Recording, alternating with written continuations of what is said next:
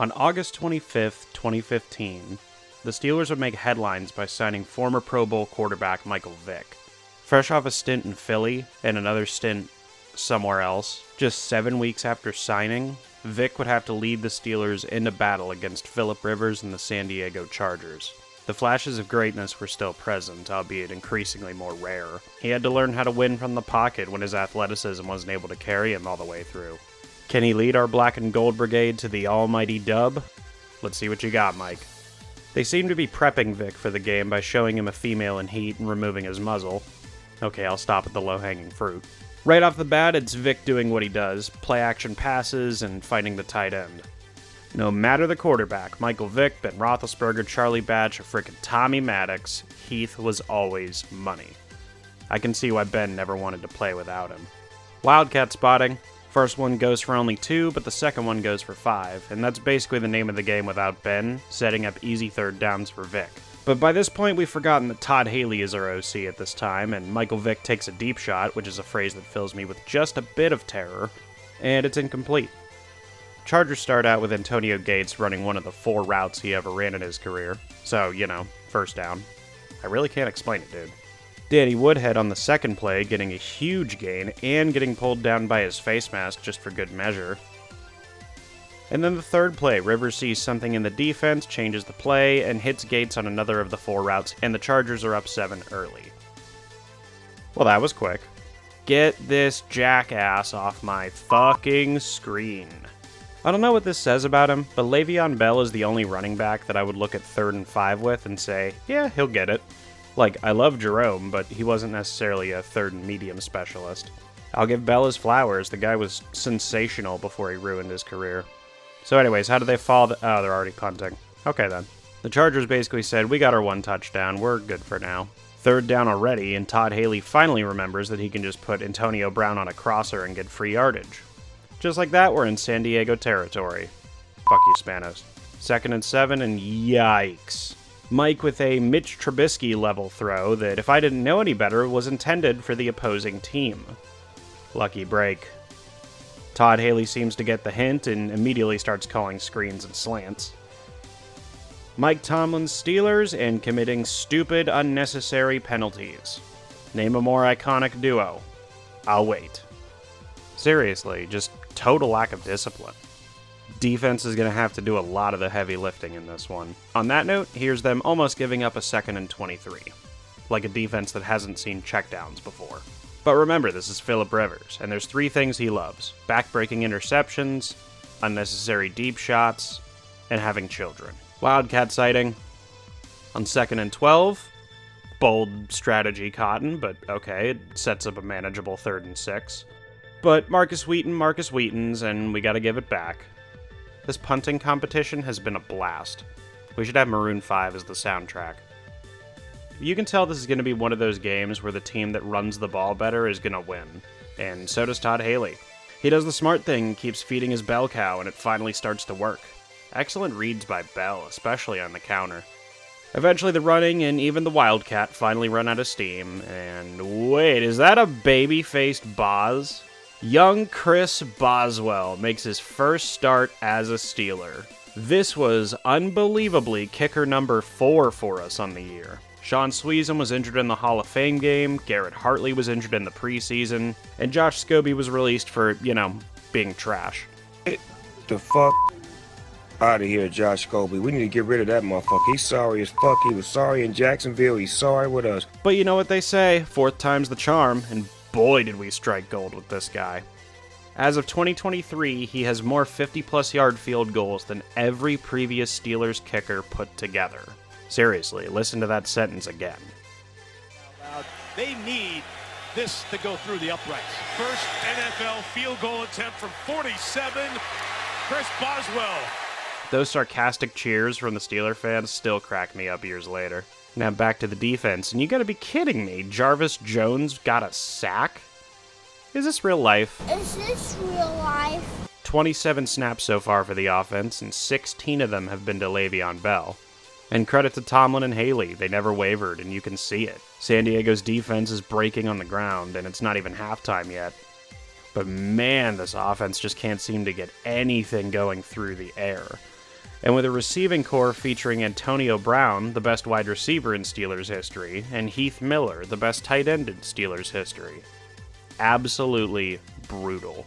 3rd and 4, and in typical Steelers fashion, everyone's playing the deep ball. I repeat, on 3rd and 4, not everyone chucks it deep in unnecessary situations like you guys do.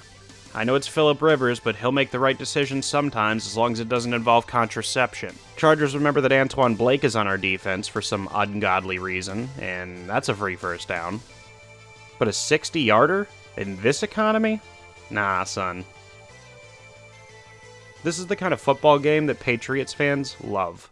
Hey you, I know you're probably fast forwarding this segment and that's cool, but if you didn't, just a friendly reminder that your favorite YouTube show can't make ad revenue. So if you want there to be a future for 5-Star, you gotta slide over to Patreon at patreon.com/5SMU and drop $4 or $7 in the jar.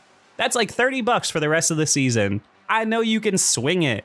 You get a free welcome gift and Discord access where you can chat with me and the rest of the gang live during games. Do it. Now roll the game. Second half, the defense has to make a statement. Like, we can't get behind on down and distance. On that note, here's more of the Chargers chipping away at our defense with basically no effort. It's not necessarily Antwon Blake's fault either, but I'm still gonna blame him. But the Chargers, remember, they're the Chargers, and they charger at a perfect time, and the Steelers take over at midfield. Steelers run it 3 straight times. Not really a bad call. Burn some clock, take some responsibility off Vick. Just can't convert. Defense needs to stop here, and it's rookie first-rounder Bud Dupree with a huge play sacking Felipe Rios. Stops this drive pretty much in its tracks, and you can tell the Chargers O-line is in real trouble. Steelers offense, a Vick sack, a shitty screen, and another Mitch pass. 3 and out, 0 yards, pain. Another excellent punt by Jordan Berry? Did he use all the talent he possessed for this one singular game? Maybe? Probably? I don't know. San Diego switches it up. They recognize the Steeler defense is tired, and may or may not have been Cam Hayward and a bunch of hot garbage after Shazier went down, but they decide to get the ball to their best playmaker, Keenan Allen. He pretty much single-handedly gets them to midfield.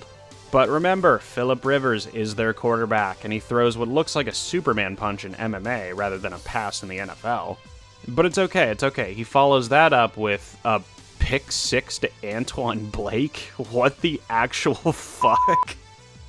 I mean, things you love to see, I guess? Like, holy smokes. I'm pretty sure our defense used all their devil magic for the entire season on that one play. But hey, Steelers take the lead and our offense didn't have to do anything.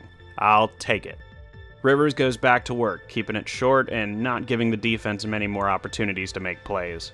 Frank Reich had the right idea with the screen passes and slants. You know, it's a standard stuff on how you beat cover 3.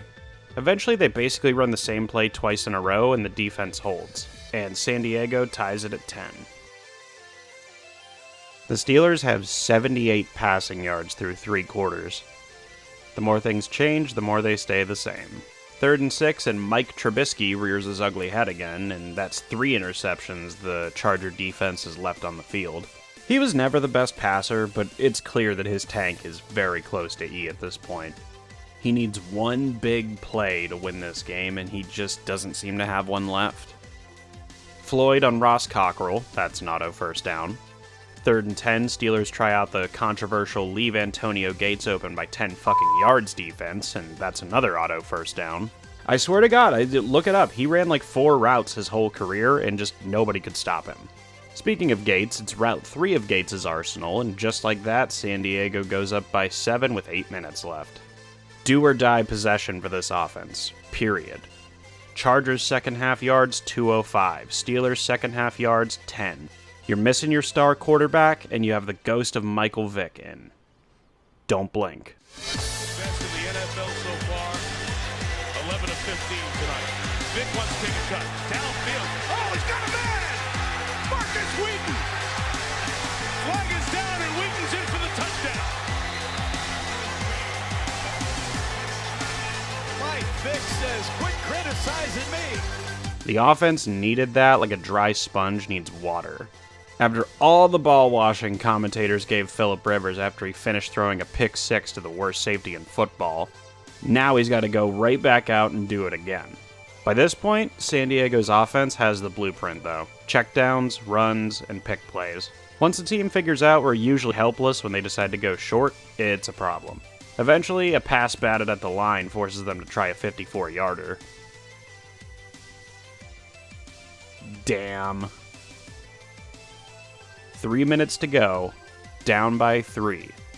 And Michael Vick gets one more shot. Mike heads to his huddle for quite possibly the very last time. Put up or shut up time. A couple good runs from Le'Veon get us started. Another yikes throw from Vick, which puts us in 2nd and long. But hey, listen, it's crunch time. You already know which receiver he's going to. And even though everyone on the field knows too, San Diego still can't stop it. That's right, it's the man, Darius Hayward-Bay. He gets it to 3rd and short on one play and then converts the next. I mean, I guess I'll take it. 3rd and 6, on the cusp of field goal range. Does Michael Vick have one epic play left in him? 3rd and 6. Vick rolling left, looking. He's finally going to run it. And Michael Vick with a big run inside the 20 to the 16-yard line. For the first time all game, Vick breaks out his wheels and gets us into chip shot field goal territory. Great vision by Mike. Maybe he does have that dog in him. It's the last one, I promise. 3rd down again, and Vick hits Heath Miller, who gets smashed for his troubles. Hands made of glue. 5 seconds left. Heath Miller on a quick bang-bang play-action pass. Heath Miller, number 83 at the top of the screen. Wildcat picked the bottom of the screen. It's Dell seeking space. Dell trying to go over the top. He fights to the goal line. He's in for the touchdown. At the gun. The Steelers win. Mike Tomlin rang the bell at crunch time. Wildcat again, baby. Fuck yes. One shot left, and Le'Veon Bell, not with first effort or even second effort, but he breaks the plane just in time. And the Pittsburgh Steelers pull off another nail-biter at the gun, on the road, without their Hall of Fame quarterback. It may not have been pretty. It may have been stressful. It may have been back and forth. It may have been harder than it should have been. But at the end of the day, we walked out of the stadium with the ever-elusive dub. Or in other words, Steeler football.